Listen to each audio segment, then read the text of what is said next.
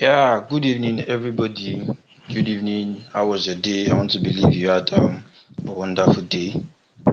Yeah, please. I want to be sure you all can hear me, please. Kindly do all to use any of the reactions button. Okay, Yeah, yeah. I can hear Thank you. you very much, Mr. John. Yeah, good evening. Yeah, so I would love us to kindly retweet and like the space so that we can have more people join the conversation. Thank you very much. So kindly give me a few minutes to also do that from my hand. Thank you.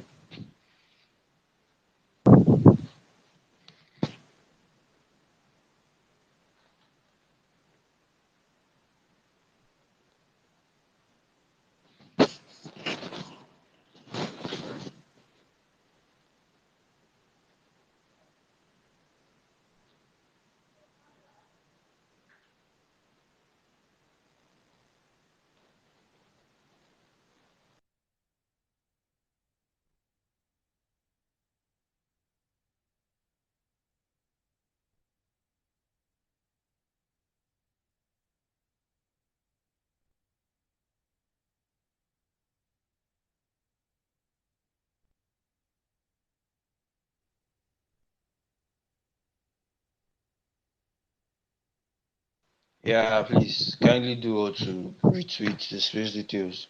We're waiting for a few more people to join us, then we'll kickstart the conversation. Thank you very much.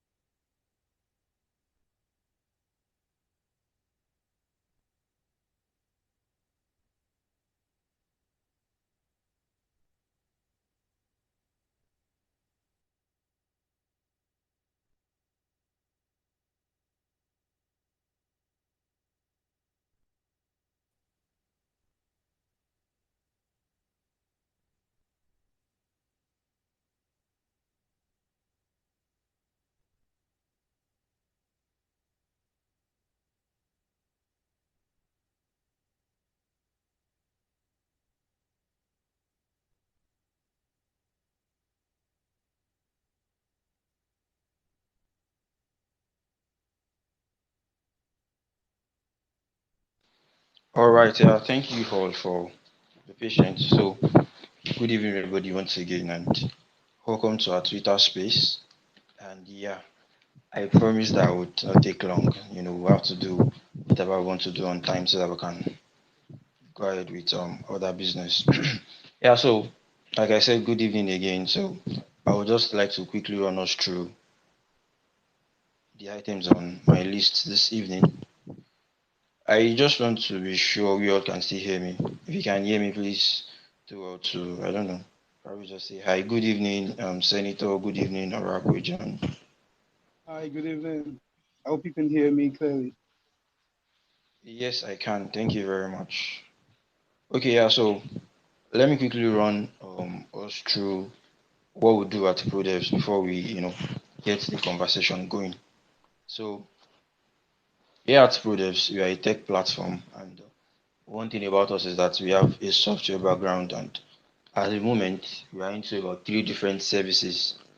We have the recruitment arm, we have the outsourcing arm, and we have the software development arm. So for the recruitment arm, we like I said earlier that we have a software background, so we get to vet tech talent for founders, and we present to founders the best candidates. So all the founder or all the client has to do is just hire the client, and then you get to pay us a one-time fee at a certain percentage, and you know the talent gets to work for you, and that's all. So for the outsourcing, all we will do is we'll be the one to handle the payroll, we'll be the one to handle the HR, we'll be the one to help you pay the talent and all you just have to do is tell us that you need this particular talent for this service, and then we get to work as soon as possible. And also for the third one, which is the software development, like I said, I can't overemphasize that we have a background in software development. So we have a wide number of team members in different fields of tech that are always ready to, help you with any software that you like to develop or any project you like to work on. So that's the summary, or that's a breakdown of our services here at ProDevs. So just in case you're a founder on this call and you need to, probably hire tech talent, please do well to visit our website, it's prodevs.io. So that being said, I would like to welcome us once again to our space for this evening. So our topic for today is blockchain beyond cryptocurrency, leveraging blockchain and AI. So one of the things we want to talk about today is blockchain in itself. Then we're talking about AI, how we can get to combine the two together. So now a lot of people they readily associate cryptocurrency with blockchain. We want people here that blockchain, the only thing that comes to their mind most times is just cryptocurrency. So we are looking at um, demystifying that here on this space this evening. We want our audience, we want people to understand that no, when we talk about blockchain, we're talking about diverse solutions. We are looking at a lot of solutions, and part of the solutions that can be possible, that is possible with blockchain, is leveraging its AI, and that's why we have two speakers on board today. We have Senator Iyenyen and we have Orakwe John. If you joined us for our Twitter space last month, that was in January, we had Orakwe John. He came around to explain um, Chat GPT. The topic then was what AI would do to jobs and analysis of Chat GPT. So, and he did justice to the topic. And if you're in that space, like I said earlier, you want to believe me that today's space is going to be another, let's say, fireful space or educative space. Yeah, let me say educative space in that regard. So, moving forward, I would just like to quickly introduce our first speaker to us, Senator Iyenyen. He's the lead partner at Infusion Lawyers, yeah, and is also the ex-president of CBAN. CBAN is Stakeholders in Blockchain Association of Nigeria. So, without wasting much time anymore, I think I'd just like to hand over the mic to our first speaker for today, Mr. Senator. Yeah, over to you. Thank you very much. Thank you very much, Shalom, and thanks for everyone for joining this space. If you are out there listening to me, one thing you can do for us right away, if you don't mind, help me share this Twitter space link across your channels or your platforms so that we can possibly have more audience join us this evening. I have got just about 20, 25 minutes, I think, to Yes. introduce us to the idea of blockchain beyond cryptocurrency. So I would like everyone to, get on as much as possible. Of course, at the end of my very brief session, if you have any follow-up questions, I believe there will be a Q&A session for that, so you can hold on to your questions. While I'm delivering my presentation, so to speak, please kindly reshare this space link so we can have more people join us. Thank you. Now, looking at blockchain beyond cryptocurrency, of course, most people's idea of blockchain is Bitcoin or cryptocurrency. And this is understandable because the very first and most popular application of the blockchain is actually cryptocurrency. And the first cryptocurrency is Bitcoin, which was invented by Satoshi Nakamoto, back in 2008. And since then, we've had many cryptocurrencies come up also relying on that underlying structure or technology called blockchain. Now, just so that we can understand blockchain better, I'm sure blockchain must have come across to some of us as some kind of buzzword, and it's been a buzzword for a long time, especially in 2017 when a lot of projects came into the space, promising to do everything on earth, heaven. Blockchain is solution for everything under the sun, and we had a lot of initial coin offerings or IC come up. And by the end of that era, I have it on report that over 98% of projects that are relied on or marketed using the buzzword blockchain failed, and a lot of money went down. So this has questioned whether blockchain is not all just hype and buzzword without any value utility. So in the course of my discussion, I hope that we'll find some value in what blockchain is.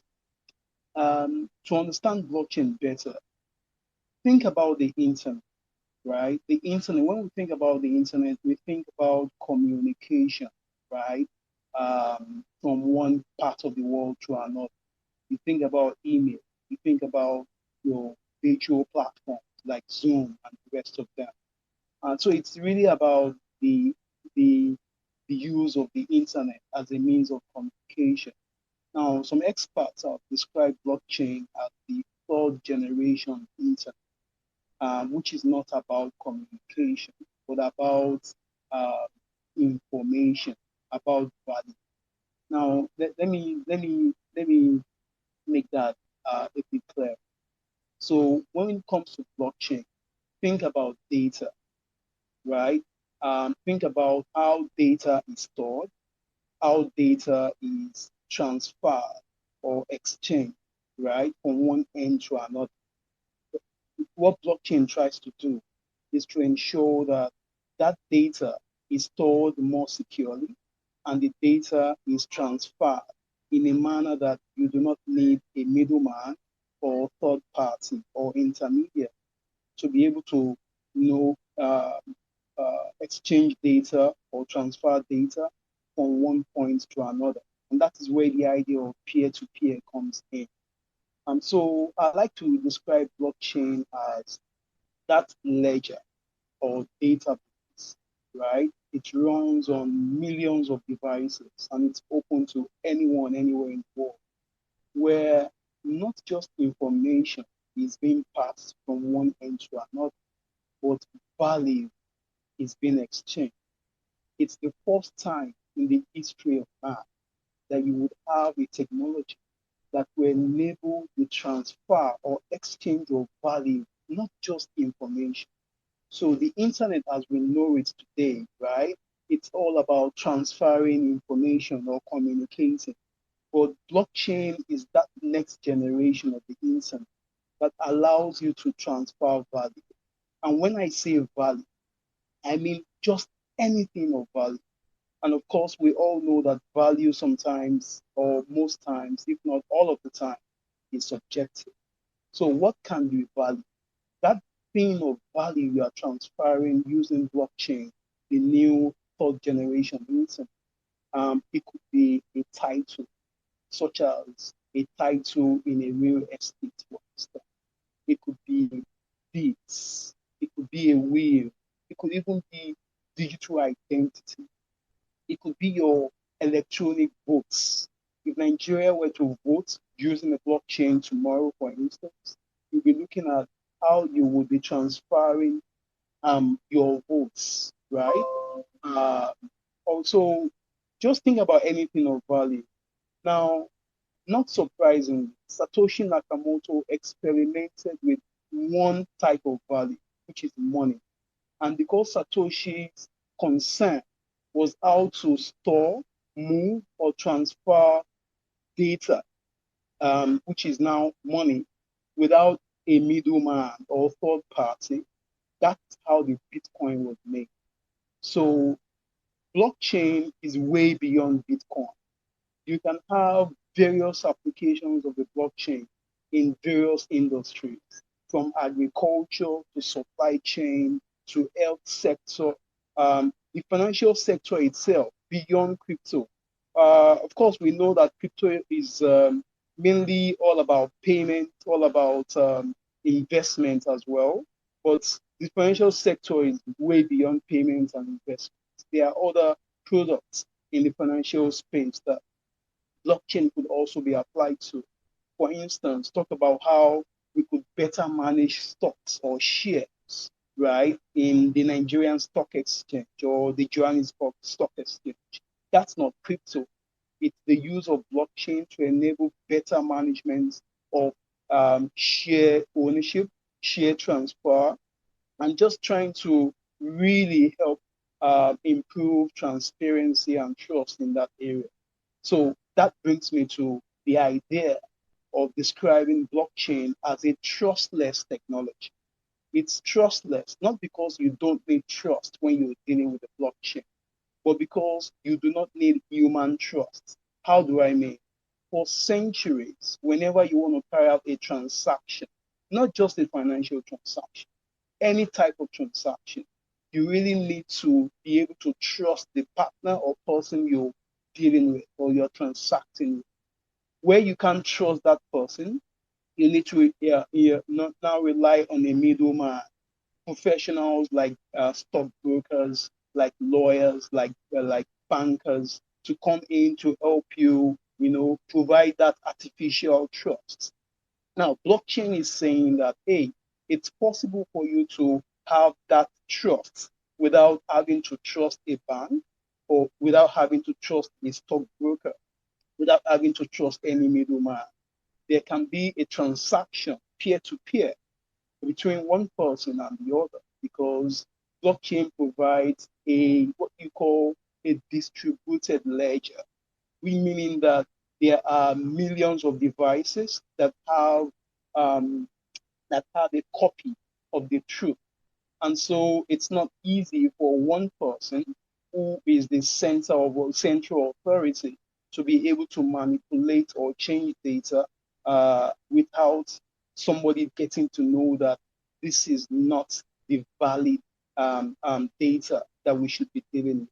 So Satoshi calls it a chain of blocks. A chain of blocks in the sense that every block on the blockchain is, it contains data, contains some digital signature and cryptography, just to ensure that you are protecting sensitive information in a manner that an unauthorized third party cannot manipulate, right? To cut down all that story, just understand that when you talk about the internet as we know it today, it's all about communication. But when we talk about blockchain being a third generation internet, we are not looking at information only or communication. We are now looking at value being exchanged. And like I said, value can be anything depending on where you play. If you play in the agricultural sector, the value you're talking about could be some cash crops. If you play in the supply chain sector, the value you're talking about could be some logistics and all of that. Yeah, if you work in the pharmaceutical sector, the value you're looking at is pharmaceutical products being moved from India to Nigeria, and you want to be sure that they've not been counterfeited. So blockchain can apply there too. If you work in the health sector, the value you're talking about could be patient personal health data in a manner that allows easy access for anyone to be able to work with without this old school way we do it, which has resulted in a loss of many human lives. Today, health data is centralized, and so you don't have health officers or services providers being able to access data or health patients' data when they need it to save lives and do all that. Blockchain is already being applied in the health sector in that respect. So, so that we get to have some bit of more context, I would say depending on where you play, blockchain can be applied anywhere. If you notice what I've said so far, at least something is very, very obvious. It's data. So it's not all this hype around blockchain really. It's really about data. It's not magic. Blockchain is not going to be solving the all of the problems we have on Earth. I've seen very ridiculous application of the blockchain, in certain areas. I do not think, in my opinion, there is a trust issue. Blockchain helps to solve a trust problem. So when you have a trust problem and you have transactions going on between parties, and you believe that the use of intermediaries or middlemen will bring about some kind of lack of transparency, lack of trust, as well as a lot of expenses and money, paying stockbrokers or paying the banker who is the middleman between you and the other person. That's where blockchain can come in. So if you don't have that transactional relationship going on, you don't need blockchain for all sorts, right? Um, as we may already know, there are types of blockchain. There are three types of them. I will just mention that there's a public blockchain, there's a private blockchain, and there's what you call consortium blockchain. Why I had to mention the types is so that we understand that depending on the type of blockchain that a solutions provider or organization is using, um, it will determine the features of that blockchain. For instance, blockchain beyond cryptocurrency, looking at Nigeria's central currency, that's the central bank digital currency, CBDC, which is the e-naira. The e-naira is not cryptocurrency, but it is an application of the blockchain technology to bring some kind of some level of transparency and decentralization into how the central bank's legal tender, the naira, is being used. And of course, you guys are aware that many central banks across the world, I think about 80% of central banks globally, are already researching how they could use blockchain to introduce a new kind of legal tender that is decentralized to some extent, that is more transparent, could use peer to peer. That's the decentralization part. Um, beyond the banking sector, right? I have also seen a very very fine application of the blockchain in the stocks in the stock market, right? It's been very interesting looking at how, for instance, countries in Asia, especially Japan, Korea, are experimenting on how blockchain could be used to facilitate um, their stock markets, right? Some of the problems we have today in the capital markets generally, we have very slow clearing and settlement, which usually results in increase in counterparty settlement risk and fraud. We have lack of transparency, which usually leads to some kind of investment risk and weak regulation.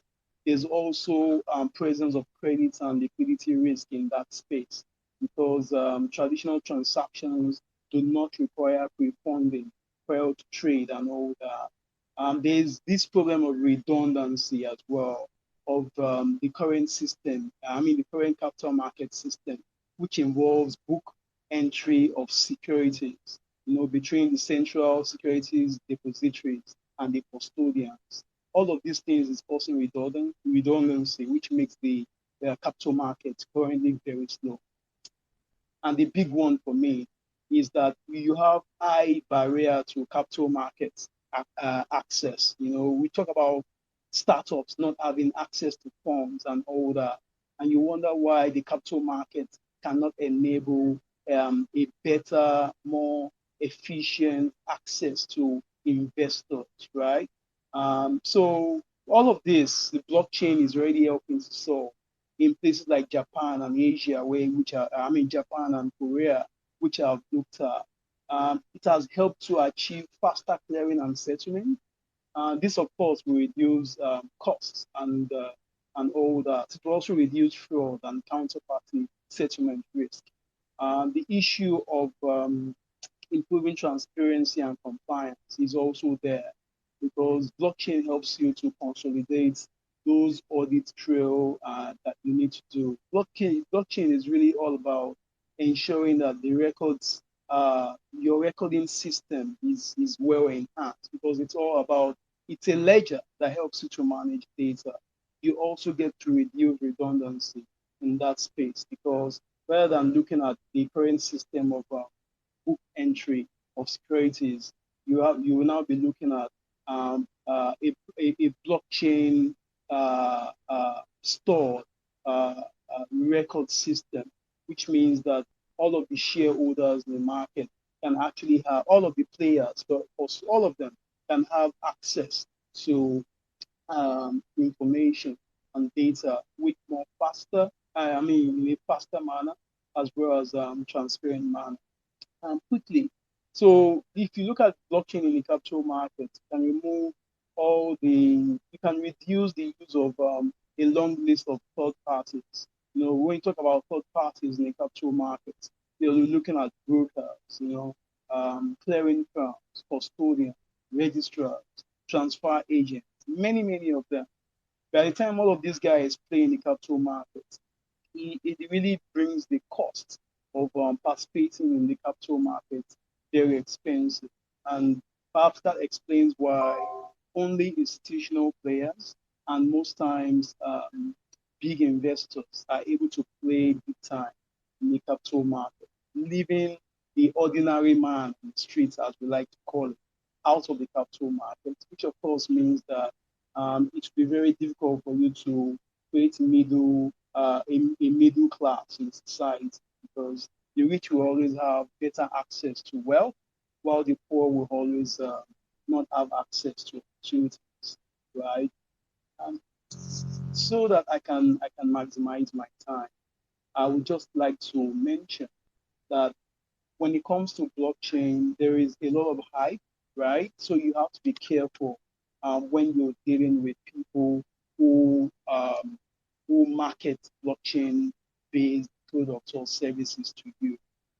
Blockchain can do a few things or some considerable number of things, but it cannot be a solution to everything. Just like with every innovation, it's all about enhancements. It's not, technology doesn't really solve problems. It's only a tool to help you enhance what solution you might already have.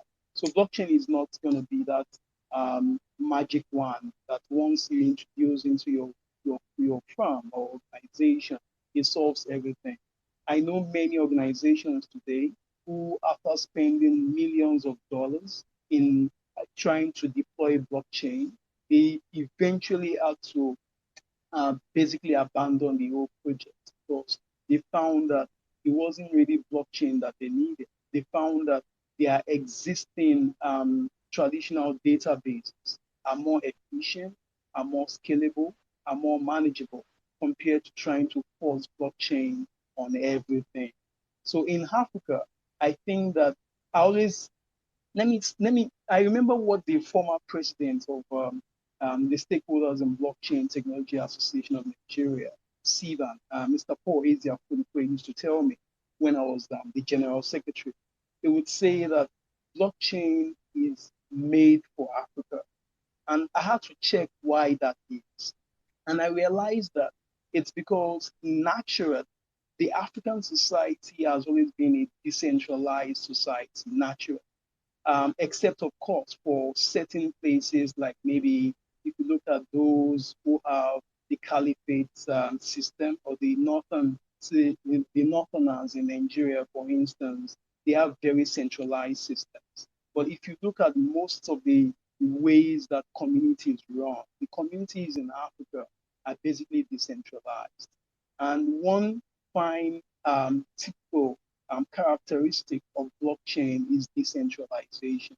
So I think that there is still a lot that blockchain can help to do in Africa in terms of helping to enhance and make efficient and more valuable our naturally decentralized structure.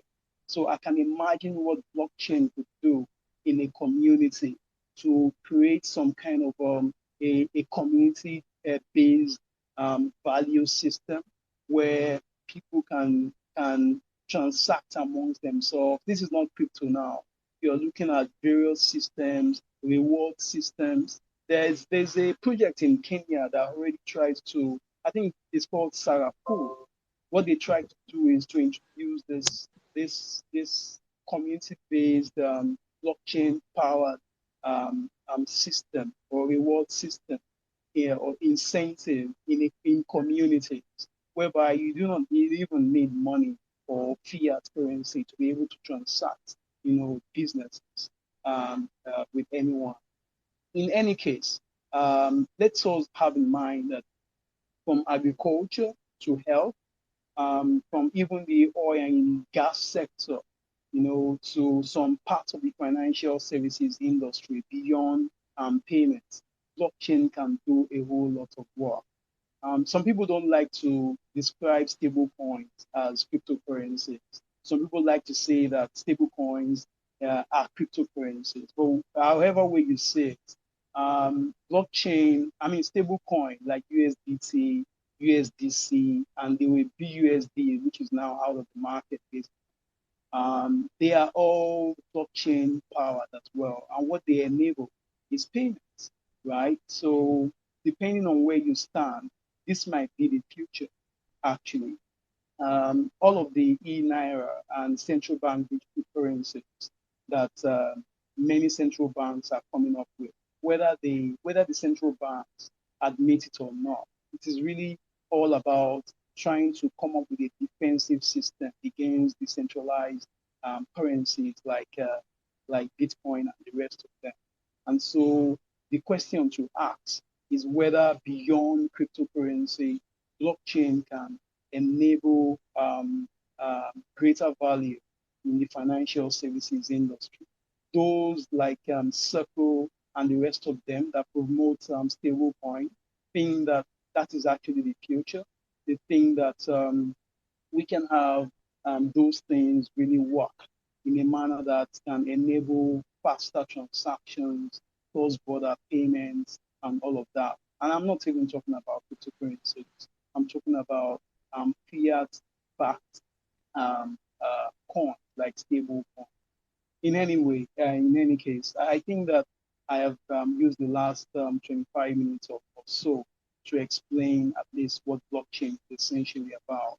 And I think I will now drop the mic so that the fantastic host we have here, Shalom, takes it from here. Thank you very much. All right. Thank you very much, Mr. Senator, for that beautiful conversation. And yeah, let me add it to let's say to his name now. He's not a politician actually. I think Senator is his name. So don't think that we brought a politician to the space to probably come and say anything. I don't know. It's just his name. Yeah, so thank you very much for that session once again. Yeah, you told us about the fact that blockchain is actually not the solution to everything, and the fact that most times when we have new technologies, they are just coming around to enhance what we have on ground. Yeah. So moving forward, in case you have any question, please do well to request for the mic. So I'll make you a speaker so that I can ask your question. We just um entertain probably one or two questions before we go to the next session, which is the second. And while waiting for that, if you're not following us, please do well to follow us and turn on post notifications so that you can be notified when. Yeah, so Mr. Senator, I would like us to be very practical with this. We all know that tomorrow is Nigeria's election, and I've been hearing over time that yes, we have several applications of blockchain, and yeah, blockchain can be used in election processes and all. Can you just probably use the next 2 to 3 minutes to explain to us how you think we can how you think blockchain can be effective, or how you think we can use blockchain in our electoral process. Thank you very much. Interesting question. And hopefully there's an INEC officer around here, or probably the head of INEC here. Yes, indeed, blockchain can be very useful for electoral processes because blockchain is really all about three things. One, there's decentralization. Two, there's security. And three, there's transparency. And if you want to take that further, there's what is called traceability. And then the fifth one, if you like, is the fact that there's irreversibility, meaning that you can't modify or change anything when it comes to blockchain. If you are changing anything, that means you are creating a new block in the chain, right? Having said that, indeed, blockchain can be very useful for electoral processes because electoral processes is really all about data management, data storage, and data transfer at the end of the day. It's all about managing digital identities as well and digital signatures. And blockchain is really the omega when it comes to that aspect. So currently, if you look at the electoral system, we have various parties or players playing in that aspect. You have the Electoral Commission, right, such as INEC, who is the boss, who is the central authority that keeps all of the data, manages all of the data, and the entire system relies on this sole central authority for a free and fair election. Meaning that if this central authority is compromised for any reason, whether because the president is interested and it's putting pressure on that electoral body, then that means that there will be a lot of problems, right? Because we will not have a free and fair election. Now, how blockchain comes in, remember what I said about blockchain. I did say that blockchain is about value. What is the value here? The value in terms of electoral processes will be in terms of the digital identity of each electorate, right, who has been qualified to vote. That's one. Also, it will be in terms of the votes that is made on that day. Once you exercise your right to vote, we should be able to say this is the digitally signed what's it called votes of this person, which couldn't have come from any other person. So if you're using a blockchain in our electoral process, for instance, I see INEC, I see each political party from APC to PDP to Labour Party, they will all become a node in the blockchain system, right? They will become a node. The what's it called? The electoral observers, those ones who are observing the elections, whether local or international observers, will also become a node in the system. The party agents will become a node in the system. You could even have media or journalists, all these guys in media, become a node in the system as well. What that ensures is that everyone has access to that one truth. So you are not relying on INEC. You don't have to trust INEC to do the right thing. All you have to do is to trust the data. How do you trust the data? Because blockchain is managing it. So if you run on the blockchain, I think such blockchain, people will say it should be a public blockchain. But I don't think that any country in the world will want to throw their elections out like that to everyone publicly. So I see what might happen is a private blockchain that will be permission. Permission meaning that somebody will be in charge of admitting nodes into the system. I'll round up now. Admitting nodes into the system. So INEC could be that person that admits nodes into the system. Once you have permission into the system, that means that you are a validator in the system. You can validate what is going on. So when there's there's what's it called? a vote coming in. It's real time, whether it's from Aba, whether it's in a ward in Makoko, in Lagos, wherever it is, it's in the system. So no one is waiting for INEC to come and tell you who won or who didn't win. We had this problem in 2019 when Atiku Abubakar believed that he actually won the elections. He went up to the Supreme Court, and the Supreme Court said, well, from what INEC has showed us in the database, you're not the winner. But who knows if even that data had been manipulated? So when you have a blockchain, there is no issue about data manipulation. It is how it comes in that it does. The only setback, I have to end with this, with using blockchain for elections is that blockchains currently as they are right now are not scalable. So it's very doubtful that you'll find a blockchain voting solution today that can cover the entire over 20 something million electorates. I don't know how many electorates we have this year, but I realize that more young people, join Nigeria's electoral system this year. So maybe we're looking at way more than 20 million people. I do not know of any blockchain, platform that can help to ensure elections in that respect. But I know that there are solutions already being used for elections at the university levels, for instance. There's a solution called Univote by a member of SIVA, called Stephen Sunday. They had this one in Uni Jos.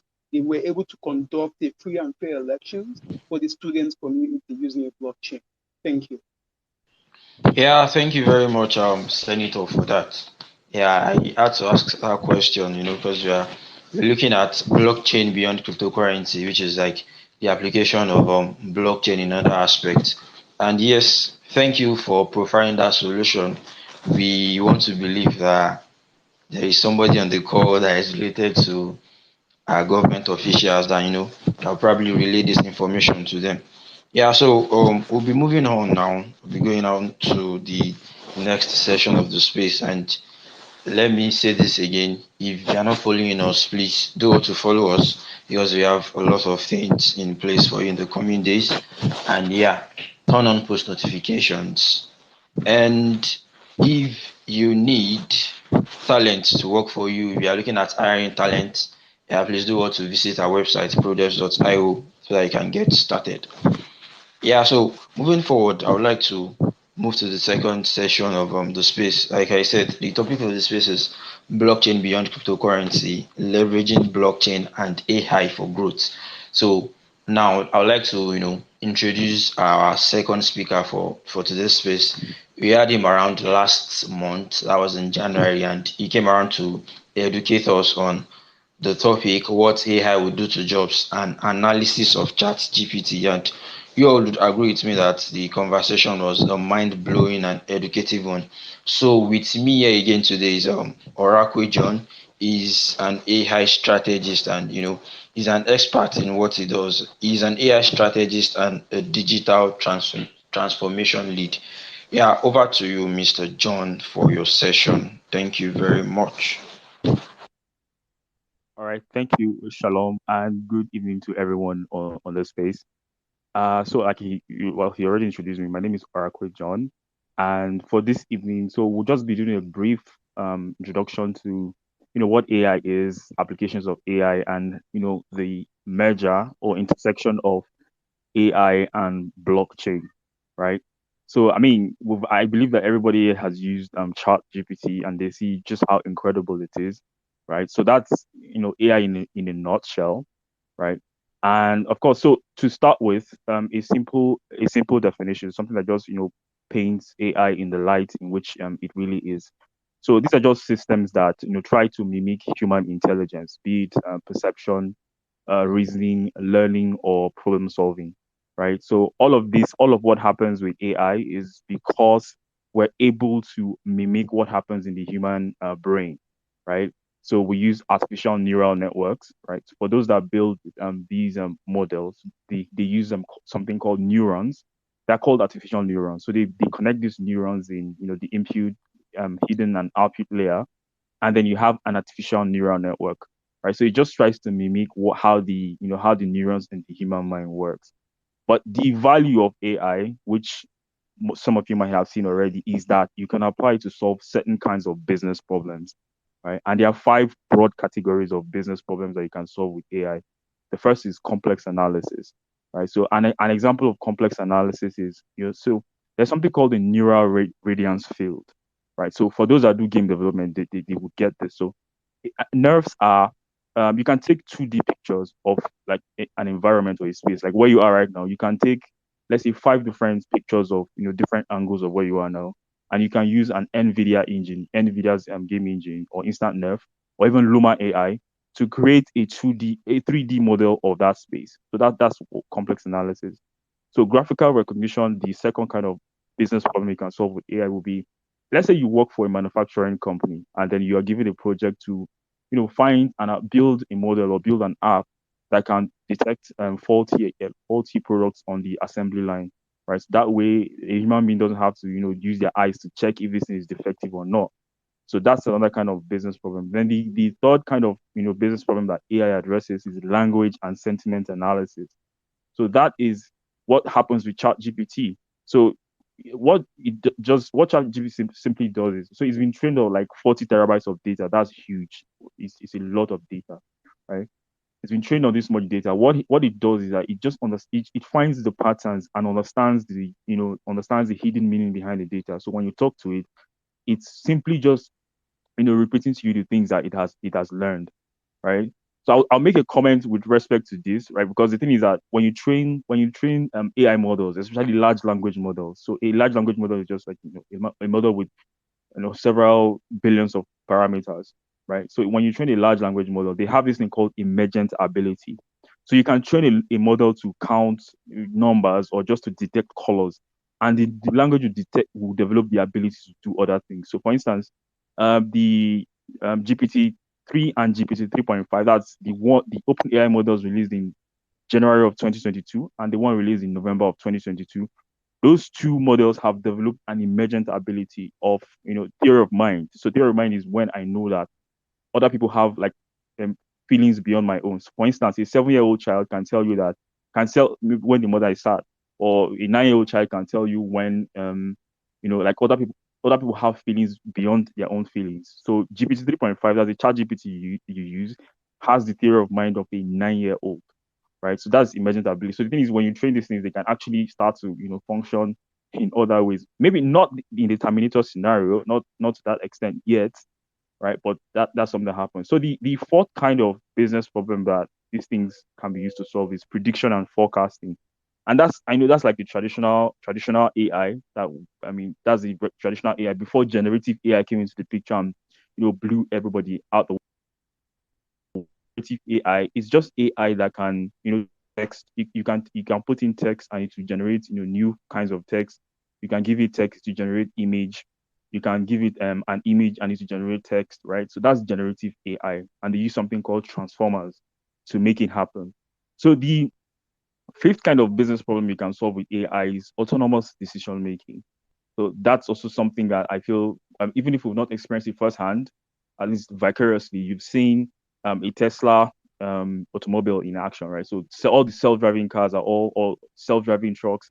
They are all within the category of autonomous decision making, right? And all of these, like most of the AI you see today, especially the generative AI space, they use something called transformer architecture to make it happen. And like in the future, of course, a lot of interesting things are going to happen. And I think 3 days ago, or maybe 2 days ago, Bain and Company. So I mean, there are several tiers of the top consulting firms. There's McKinsey, Bain and Company, and BCG, Boston Consulting Group. So Bain and Company signed a strategic partnership agreement with OpenAI, which means that Coca-Cola and a whole lot of their top clients will be using AI to run marketing campaigns. So I mean, the marketing campaign you may be seeing in December of 2023 may be like real life avatars that you can have proper conversations with. That's the implication of that strategic partnership that happened this week. So like I already mentioned to you what generative AI is very possible. So there's this tool called Gen 1 from Runway ML. their website is runwithml.com. Gen 1 is GEN1. So with that tool, it is very possible for anybody to like produce a film, well, at least the demos that we've seen so far. You can make a film within your room and then use the tool to transform it into whatever kind of environment you want it to look like, right? Another application of generative AI is not just in the media space. You can use it for product prototyping. So if you know how to prompt stable diffusion or any of the text to image engines, you can actually produce like almost accurate models or prototypes of whatever it is that you're looking to build. And in fact, there are actually tools that you can use to produce, you can use to prompt, right? So prompting is the word. You can use to prompt entire websites or designs of entire websites just to, you know, get your juices flowing. So the thing with generative AI is, so I made a tweet some days back, a writer's block. So writer's block is the excuse that you don't know what to write, you don't know what to write. No, but it doesn't exist anymore. So writer's block died in 2020. It's no longer a valid excuse, right? So why I say that is GPT-3, that's the one that powers most of the text models that you see today. When it was released in June of 2020, that was the day writer's block died, because whatever you wish to write, whichever direction you wish to take your productive work, especially text, you can use these things to inspire yourself. So not to write the entire output, but if you need creative direction for whatever kind of work you do, as long as text is involved, you can use ChatGPT or any of the other options to make these things happen. But I mean, I'll just give an example of, so I've given you 5 broad business categories of where business problems that AI can be applied to. Yeah. So I'll now mention specific products that you can check out in the world today that use each of those, that solve problems in each of those domains. So um the first is language and sentiment analysis. So there's a product called Poly AI. That's POLY AI.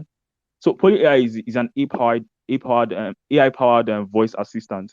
They're in the UK, and what they do is, this is an AI that you can call and have a conversation with. So there's replica AI. Replica AI is just bots that you chat with, but this one is actually AI voice assistant, right? So this is something that if you combine, let's say, speech to text model with a text to speech model, you can build something like this on your own, or at least the draft, something like this. So you call a business, somebody picks up the phone and then asks you maybe certain questions to just take your order or confirm a booking. That's language and sentiment analysis in the real world. That's Poly AI.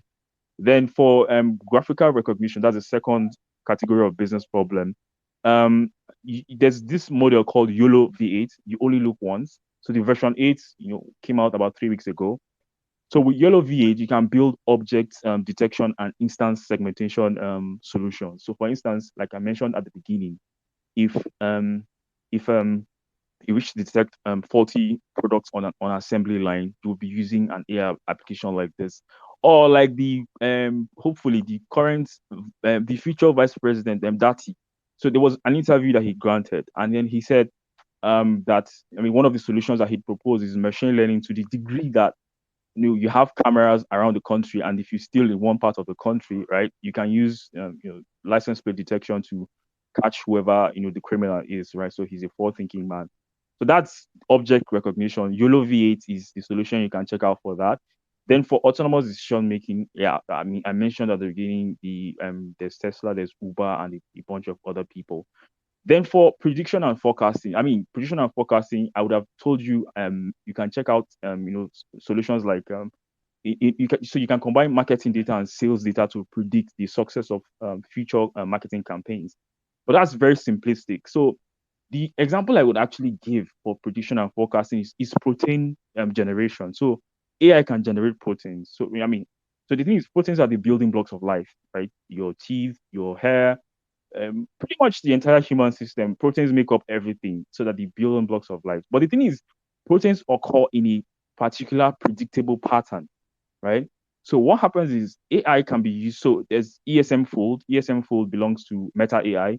There's Alpha fold. Alpha fold belongs to um, Google's DeepMind. So with these two models, they predicted hundreds of millions of protein, right? And a startup, Profluent, in California. So Profluent trained their own model, which predicted several hundreds of millions of proteins. and then they used 10 of those predicted proteins to build to manufacture a drug that actually killed E. coli bacteria, right? So it means that the time to discover new drugs and manufacture drugs can be cut down by, I don't know, like 1,000 or by 10. It's very huge. It's a very huge leap in how these things are going to happen, right? So roughly, I mean, I would just see at this point, I mean, I've mentioned all the five categories of business problems again, right? At this point, I'll just say that everything that has been invented in the last 150 years, there's every chance that with the systems that we're going to witness in the next 1, 2, 3 years, they will all be reinvented. That's a very real possibility. So, I mean, I've talked about the business side of things. So let's just go to AI for social good, right?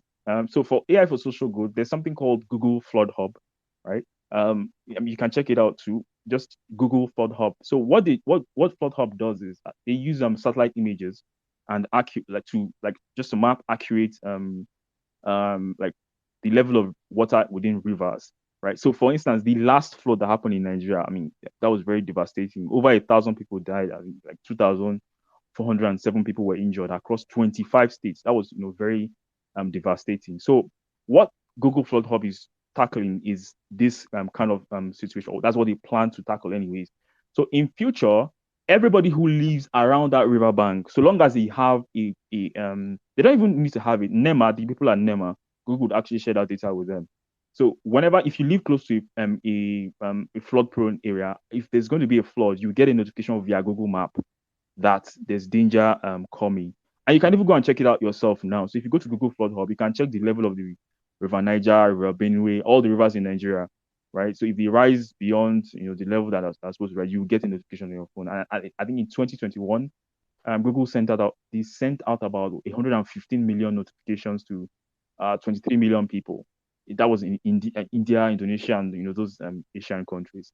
So that's one application of AI for AI in the social space. There's another one is the healthcare space. So there's another product called this ultrasound AI, which is low cost. Sometimes it runs without connectivity, right? So that device, if you bring it to a place like Nigeria, for instance, yeah. So the WHO recommends that a woman, once she's pregnant, should start ultrasound before 24 weeks of gestation. But because of all the infrastructure challenges we have in the country, too many challenges at this point in time, it's very hard for women to get the care they need during pregnancy. So what this what a device like this can solve is, despite all of the healthcare infrastructure issues that we have, this thing can be employed to actually save the lives of so many millions of women. I think because we have the highest infant mortality rate of I mean, sub-Saharan Africa has the highest infant mortality rate in the world, right? So this is like in a nutshell the application of AI. So I would just okay. We covered ChatGPT the last time, but the last time that we spoke, I mean, the record I shared was that ChatGPT had crossed 1 million users in 5 days, right? But I mean, that's old news now because it crossed 100 million users in less than 90 days, and that's a record. That's a new record for any application at all, right? Another thing that I don't think I shared the last time that we had a conversation was that okay, so you can configure ChatGPT to function as as a co-pilot, right? So if you're an operations manager, you can use it to make your job, easier and easier. So I mean, at this point, I think we've covered the essence and the meat of AI and like a nutshell of what AI is today. But onto how AI and blockchain intersect. So there's an interesting story from South Korea, which it pertains to elections. I mean, our elections is happening tomorrow, right? So there was an election in South Korea, March 9 of last year, and one of the leading candidates used AI to win the election, and this is how it happened. I mean, if unfortunately, none of the contestants reached out on how they can use AI. But so in 2020, in 2022, March 9 election, yeah, Yoon Suk Yeol, right? That's the guy who won the election. So he campaigned using videos that are AI generated. Like nobody, well, they told the publisher, and they did not really mind. So all the videos that he used to campaign were all AI generated likeness of himself, and he used these videos to answer, voters' questions, right? So the startup that helped him to build this solution is based in Seoul, that's South Korea, Deep Brain AI. So they created this avatar, Yoon's avatar. They call it AI Yoon. They created Yoon's avatar using about 20 hours of audio and video of the candidates, right? So it was just captured in front of a green screen. If I mean, I would not have done it, but if the APC guy, if they had like, if I mean, if they had wanted to fool the Nigerian public, right? This is exactly what this is what they would have done. But I mean, I'm not going to talk too much about it so that like we don't go and give somebody nonsense idea.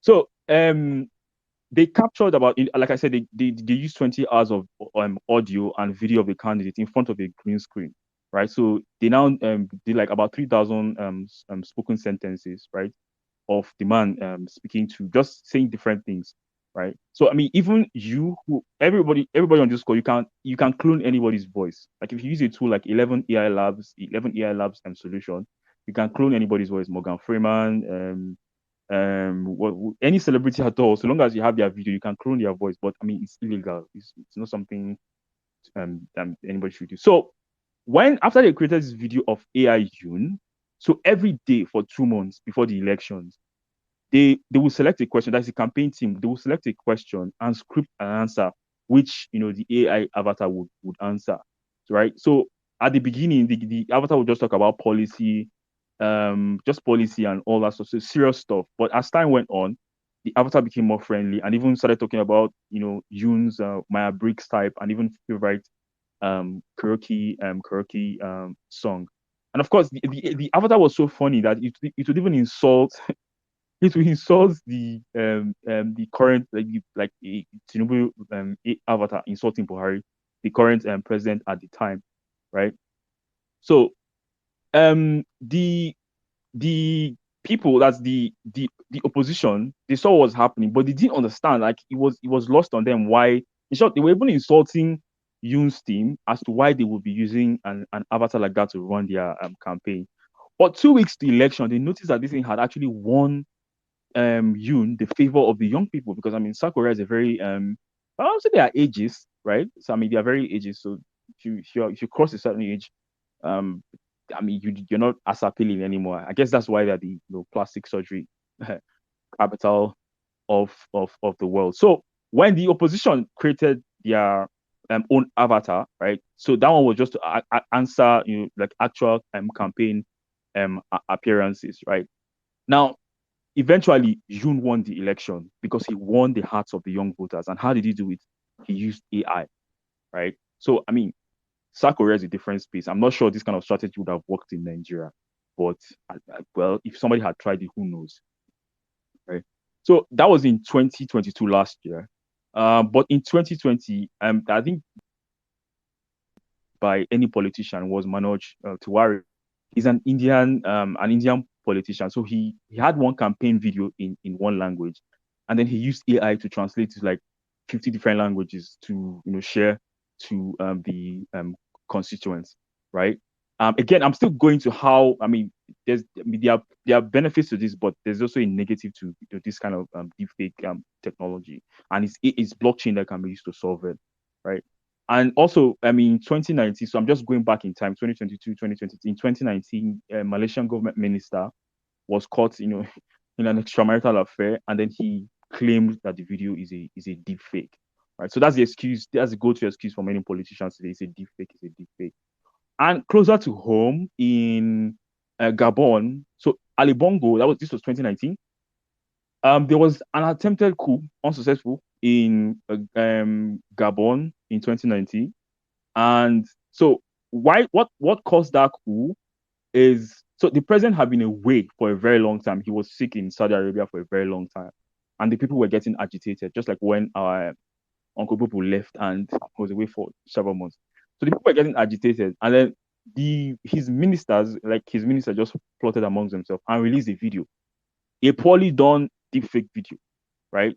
And then people detected that, okay, this is not the real man that you get. And then there was a coup that nearly upstaged the man. It did not it did not happen, right? So but here's the worry, right? So in a place like the US and like in many other Western countries, so what deepfakes can cause, for instance, so if I wanted to attack Amazon, right, I can make a video of Jeff Bezos announcing his retirement, and it will cause Amazon stocks to dive, right? Misinformation. That's what it can do. But in fragile places, in fragile democracies, like we've seen with this election, Nigeria can be a very tribalistic place. In very fragile democracies like Nigeria, deepfakes like do a lot of damage, like it's serious damage, right? So the way blockchain now comes into the equation is digital signatures or cryptographic techniques. So by authenticating digital documents, images, and videos, right? So once every video that we have, it could be on every social media channel, has a digital signature, a blockchain-based system, immutable, right? Then it makes it easy for us to know who created what and at what time they created it, right? So I saw an Obama video talking about the Nigerian election today. I don't believe any video I see online. I don't believe it, right? But at this time, there's no public blockchain ledger that says, okay, this is how you know a video that is deepfake or another video that is not deepfake, and there's no tool like that. So to this end, I would say that before we have a case of the world first coup that is caused by a deepfake video or a deepfake image, there's every need, and I think that OpenAI is actually moving in that direction. So there's a detector now, a text detector that tells you when any text you see online was generated by AI or not. I think a huge percentage of like the tech stack for that kind of technology will be blockchain based, right? So I don't know who is going to eventually tackle the problem, whether Google or Meta or Amazon. I don't know, but for a world where we can trust at least the things we see on the internet, right? A public blockchain will be needed. Maybe a blockchain for Instagram, blockchain for Facebook, blockchain for Twitter, just so that we know, okay, this video is AI generated, was generated at this time by this particular person, just so that the possibility of a coup, like in a place like Gabon or like some other terrible thing that can happen or deception, in different parts of the world does not happen. And I think that's where there's opportunity for blockchain and AI to marry and birth so many interesting solutions. Right. Thank you very much, Mr. John, for that insightful conversation. I know everybody would agree with me that, once you're talking about AI, everyone gets excited. I mean, are you telling me that computers can now do what I can do? So, everyone is always interested in that type of conversation. Yeah, so thank you very much once again. So, yes, I'd just like us to I'd like to reiterate what we do at Prodeps once more.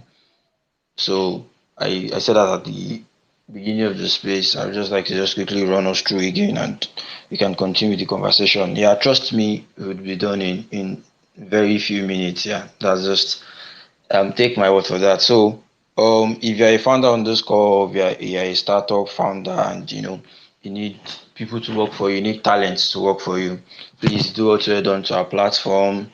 We have up to 6,000 tech talents and they are vetted that they can help you with your project. We have we are into software development, we are into recruitment, we are into outsourcing. And if you feel you don't want to go through that route, if you feel you just need to create probably just a gig and you need someone to work for you within few hours or within few days, and you just want your project done within few days, you can also come right to our platform and then we get that done for you.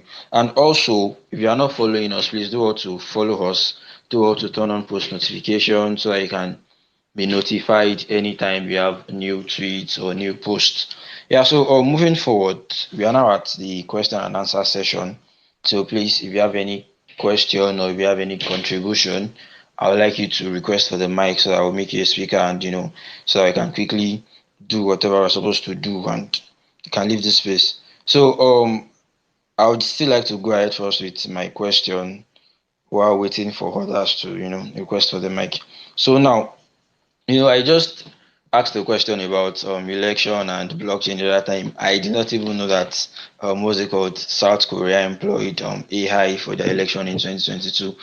And yes, I just checked it out during the course of the session. Also, you can check it out. Also, your Google search engine is there. You can just go ahead and check it out. So my question is just like a question. Yeah, let me put it that way. So now we all understand that yes, AI, they've been trained with a lot of data sets to now do, or let me say imitate the human intelligence. You gave an example of what's it called, chat GPT that time, that it was trained with about 40 terabytes of data. So now we understand that AI can now do what humans can do, and blockchain on the other part is giving us a trustless technology. So what do you think? Are you not really looking towards the line of, let's say, it's unemployment? Now that's a question for Senator. That's my first question. And also number two, there is this thing about universal basic income, where people think, I think it should be one of the presidential candidates in USA at a point in time that came up with the theory that yes, very soon AI will lead to loss of jobs and all. But now that we're even talking about integrating blockchain and AI, what's your take about universal basic income?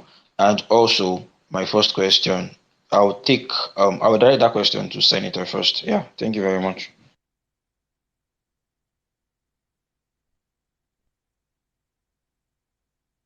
Yes, thank you. If you do not mind, could you repeat that question? I thought that that question was all about AI.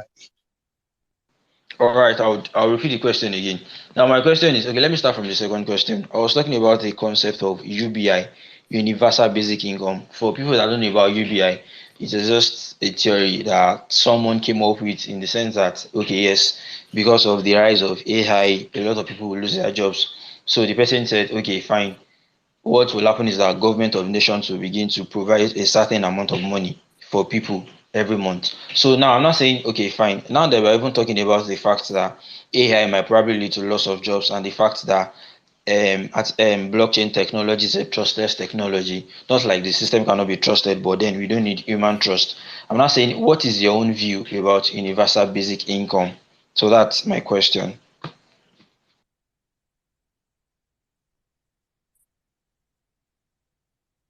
All right, thank you very much.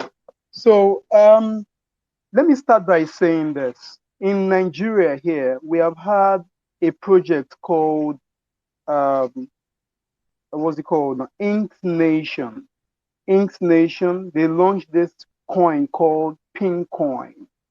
I think sometime in 2020 or 2019, 2020. And it claimed that it would be able to introduce a blockchain that will enable the payment of universal basic income to 100 million Nigerians. Um, at the end of the day, as we speak today, that project got the attention of the Securities and Exchange Commission.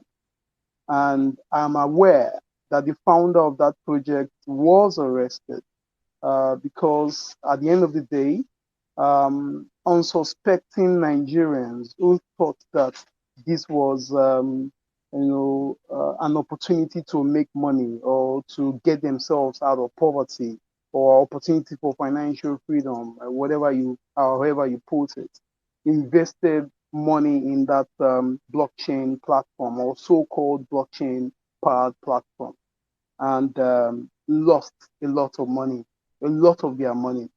Today, as we speak, that project doesn't exist anymore. There is also another project called Zuga Coin. Zuga Coin is also almost along that line of lifting millions of Nigerians out of poverty and providing this blockchain powered platform where people could empower themselves, have access to loans, build businesses, and all the buzzwords. I am aware, by virtue of the work I do in this space, that Zuga Coin has also gotten the attention of the Securities and Exchange Commission, and it is already under investigation.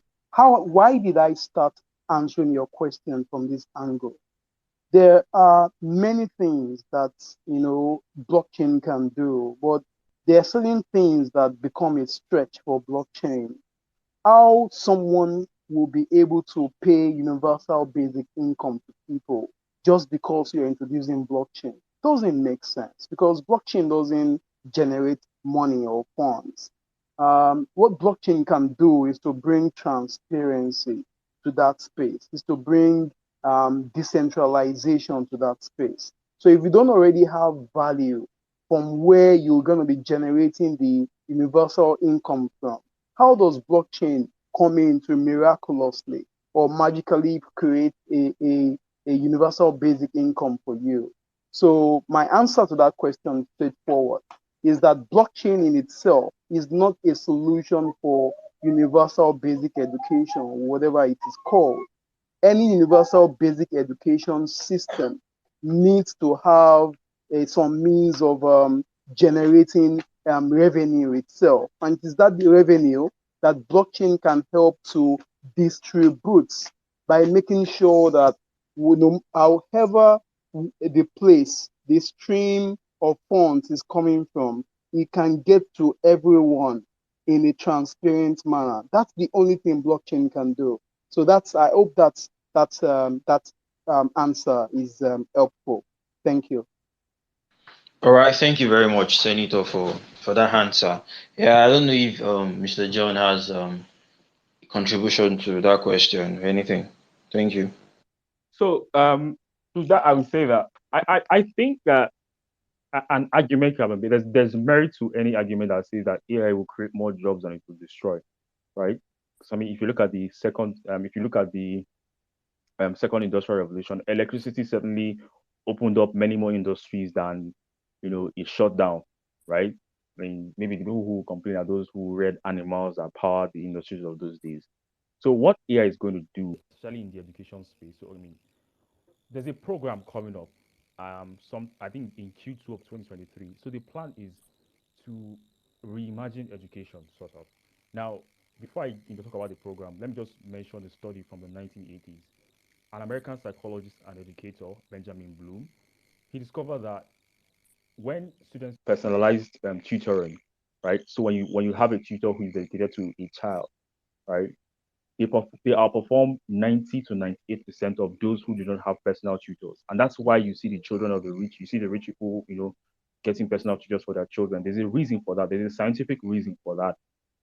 What AI is going to do is that it will give everybody, virtually everybody, the opportunity to have a personal tutor who is, pretty much smarter than all of the, like this thing knows the entire human history, everything that there is to know, right? So we can all have personal tutors now. And the thing is, as the models are advancing, so we're in the optimization and engineering phase of large language models, which means that these models are getting smaller and are getting faster, and they're still the same level of efficiency. So what can happen? What you should expect in the next 4 or 5 years is these models, the entire model like GPT-3, can be on your phone, and it won't need internet connection. So that's edge computing, right? So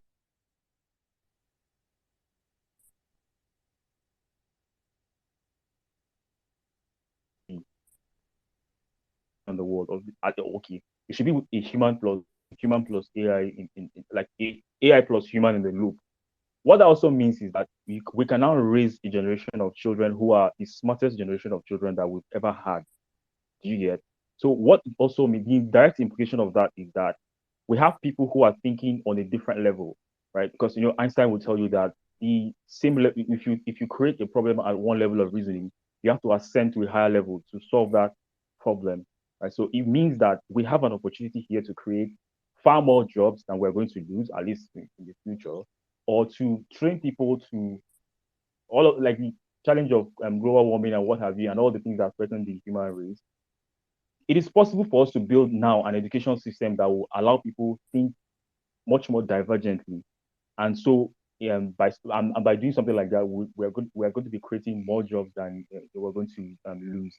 And in the near term, right, a lot of what you're going to see is people who would people who would birth different products like different AI products, different AI co-pilots. Well, so we've seen lawyers become so much more efficient. So there are three products in the law space: Do Not Pay, Daro.ai, and recently, so the seventh biggest law firm in the world, Allen and Overy in the UK, they've integrated an AI product, have an AI lawyer, right? So it means that there are 3,500 lawyers across their offices in the world now are so much more faster than any other lawyer anywhere else, right? So what it means is that For every other profession, you will get those kind of co-pilots. So people become 10 times, 100 times more productive, and they'll produce more value.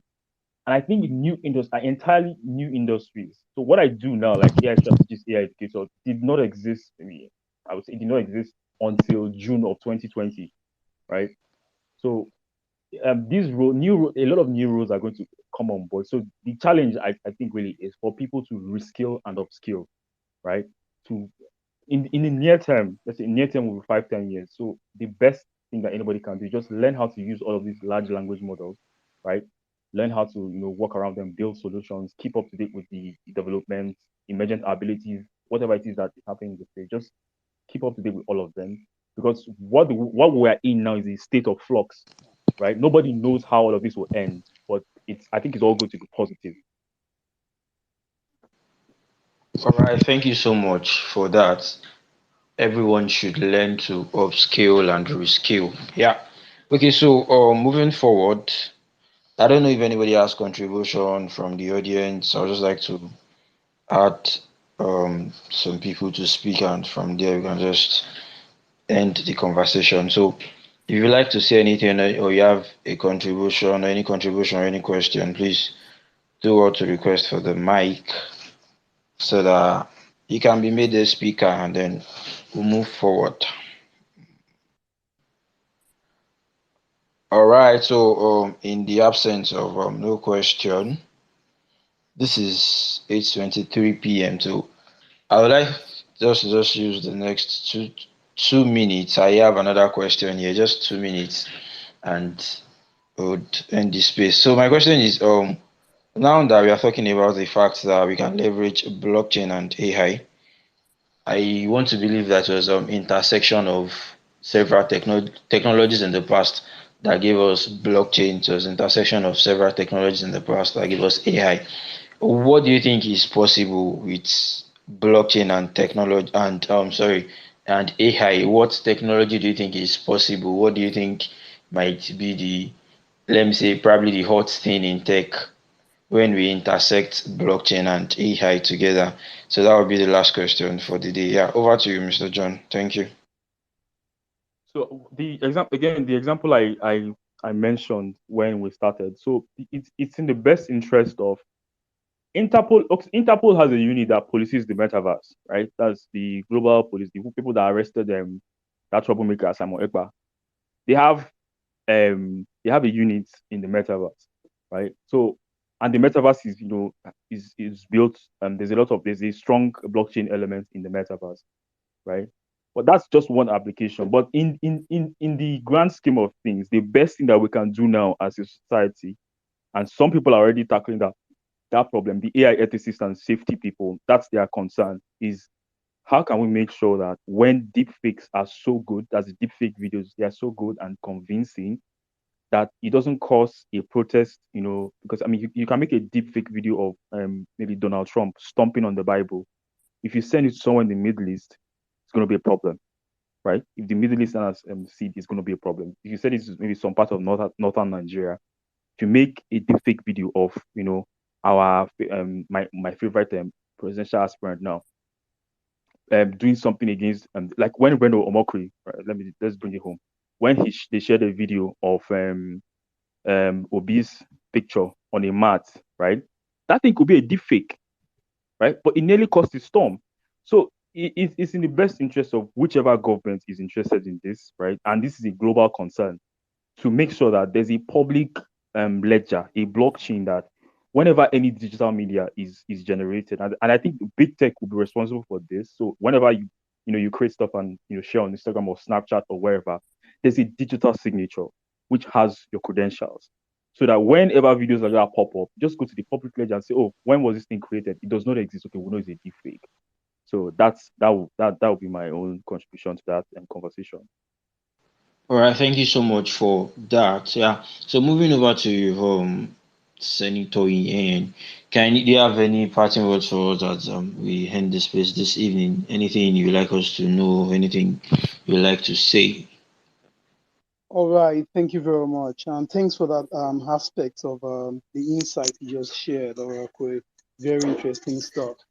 I would just like to add that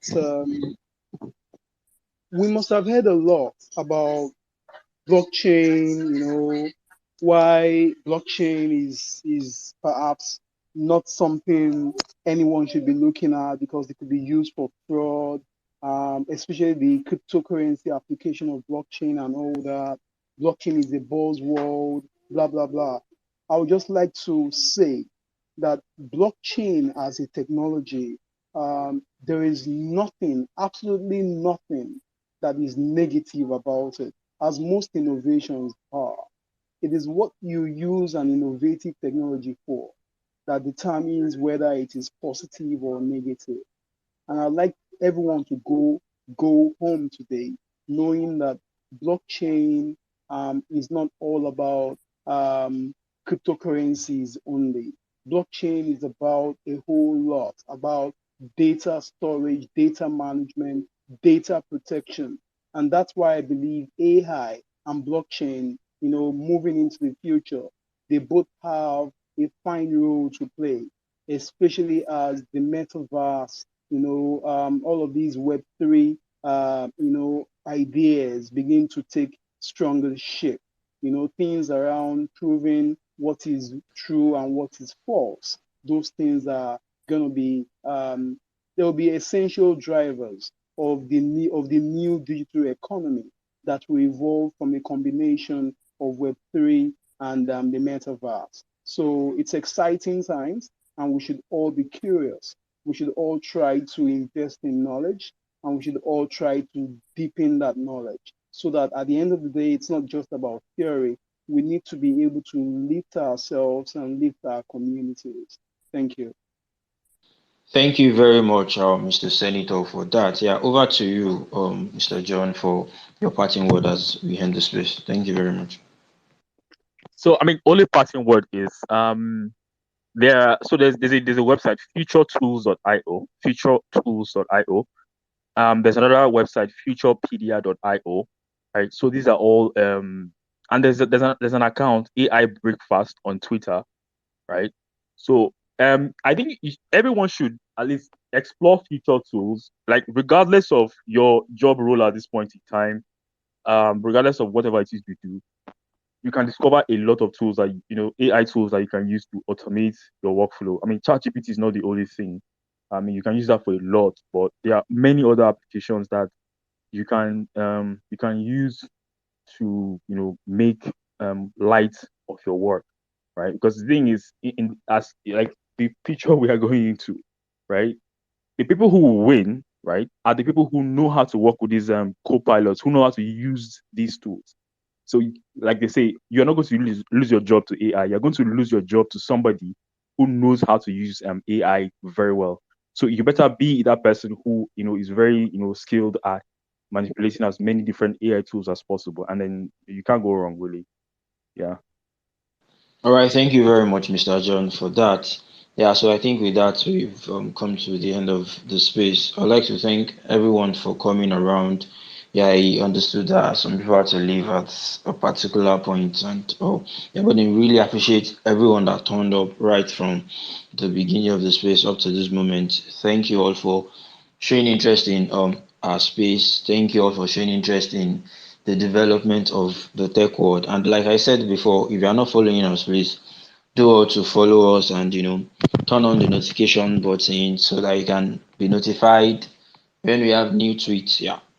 So I think I would just like to wish everybody a wonderful night rest, and yeah, please um you all should look forward to our next Twitter space. It promises to be educative and it's going to be more insightful and fascinating than this. Yeah. So everyone, please do also have a wonderful night rest. Bye bye.